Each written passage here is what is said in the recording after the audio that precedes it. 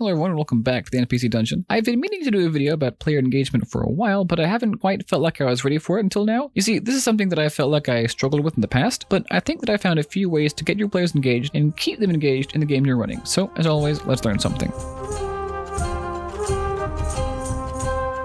So, as you may have guessed, my tricks for keeping my players engaged boil right down to keeping your games character-driven and ensuring that your players are the ones pushing the story along and driving the action forward. But that isn't very specific. For example, how can you structure your campaign so that your players don't feel like they're just wandering around? That probably won't feel like they're guiding the action along. Even if you let them dictate where they want to go and what they want to do, if there's no goal, they won't know where they want to go or what they want to do. And for those of you who've been with me for a while now, you might know, as I believe I mentioned in my episodes on player immersion and encounter structure, by the way, there will be links in the card above and in the description below if you're interested in those. This was one of my major flaws early on in my DMing experience. I thought I was giving them so much freedom, but in reality, I wasn't giving them any goals. But I think I recently found a cure for it, and it all comes down to giving your players clear and pronounced goals. So we'll talk about that next.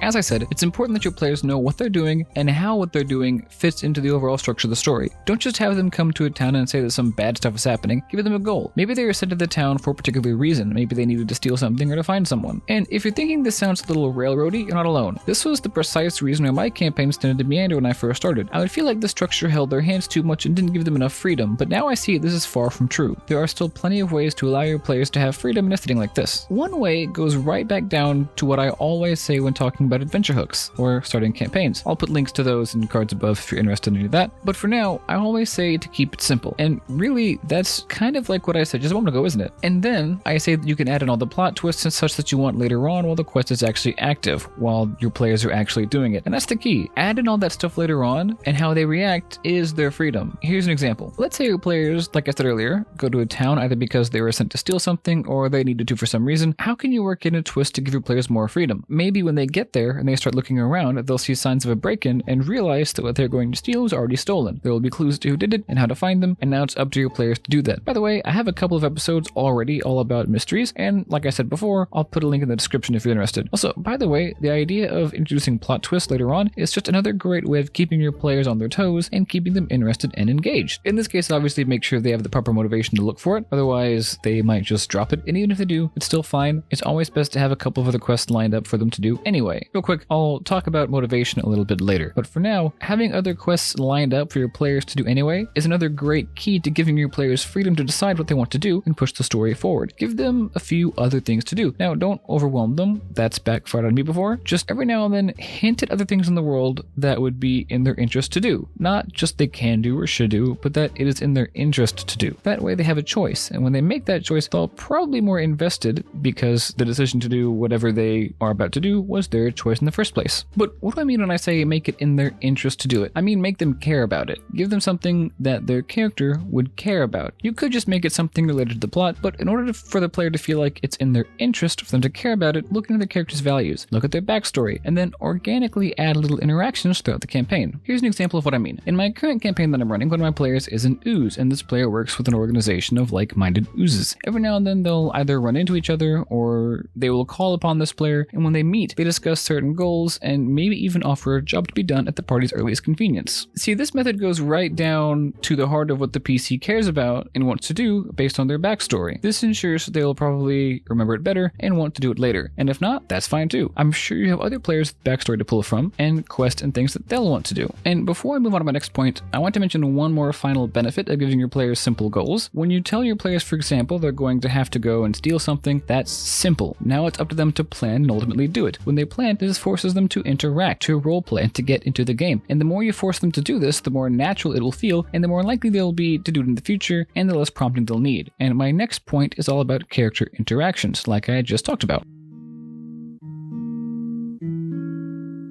This won't be a very long point, and that might just be because it is certainly the easiest one to do. I've said this before on my episode on new DM mistakes, link in the description obviously, and I'm saying it here again. Don't interrupt roleplay. I know it can be tempting to join in on the jokes or correct a player on a plot or world detail, and you definitely should when necessary, but pick your moments. When you talk while your players are interacting, you're essentially communicating to them that it's time for you to narrate, and even though that's not what you mean, this can end their roleplaying real quick. One of the things that I like to do is I like to noticeably change my posture posture. When my players start talking to one another, I lean back and let them do as they will. What I'm trying to communicate to them is that I'm kind of stepping out and I'm trying to signify that it's their time. And even when I think that they're done, I try to give it a few seconds just to be sure so that I don't interrupt anyone and break all of what I tried to set up for in pausing for them to interact. And now I have one last point. As I said, that one wasn't going to be very long anyway. But this last one goes back to what I said earlier about giving your players backstory related goals to keep them motivated. Remember when I mentioned motivation earlier and said that I was going to save that for later on? Well, now's the time. My last point is to try to intertwine the plot of your campaign with the backstories of your players, rather than just giving them a story and kind of injecting their backstories into it every now and then. That's what I used to do, but my process is kind of changing now. If you intertwine the plot with the campaign, or rather the plot of the campaign with your players' backstories, this ensures that you will have plenty of opportunities to introduce things into the story that are relevant for them and that they will care about, just like I said in my first point. I mentioned giving your players motivation early on, like I just said a second ago, but I didn't really explain now. This is how. It essentially makes your life a lot easier later on down the road because you don't have to go and strain yourself coming up with ways to keep your players motivated. These ways will more so jump out at you now while you're planning. But how can you intertwine your players' backstories with the plot, the overall plot rather, without just injecting them into the story? Thinking that you have to inject their stories into the plot assumes the plot comes prior to the characters. I don't like to do it this way. I mentioned in my recent episode on starting a campaign, link in the description by the way. I'm linking a lot of stuff today, aren't I? Anyway, I mentioned that I try not to even come up with too much for the story itself